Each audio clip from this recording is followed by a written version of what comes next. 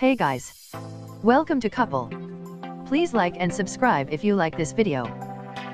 The leaders of North and South Korea will meet on April 27 for the first time since 2007, the two countries announced Thursday after high-level talks.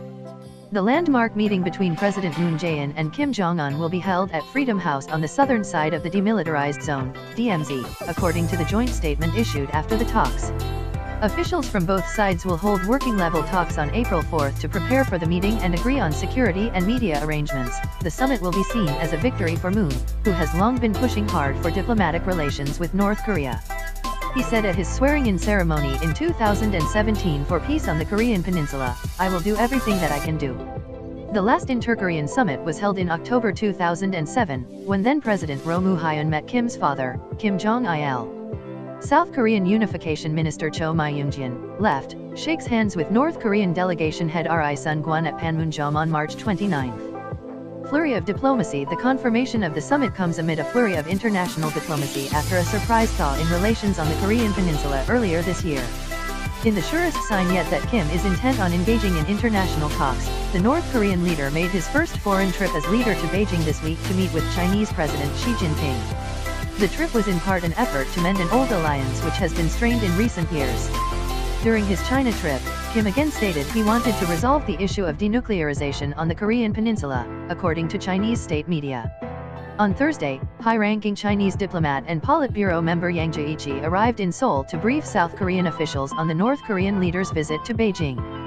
The Kim-Moon summit will precede a bombshell encounter between the young North Korean leader and U.S. President Donald Trump, the first time a sitting U.S. leader has met with a member of the Kim dynasty.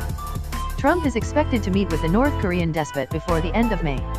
Emotional Thursday's North and South Korean delegations were both headed by the same men who engaged in the first negotiations in January, after Pyongyang agreed to reopen diplomatic communications with Seoul.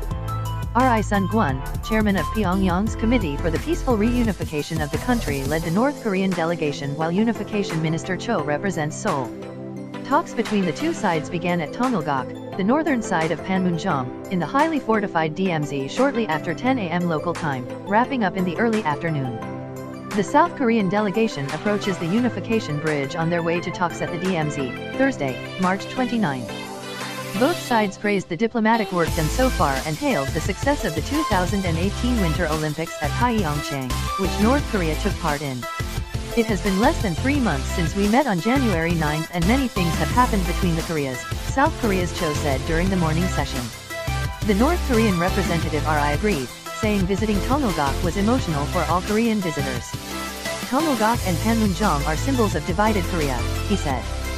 South Korean soldiers stand as vehicles carrying a South Korean delegation past the Unification Bridge, which leads to the Panmunjom in the Demilitarized Zone, South Korea, Thursday, March 29.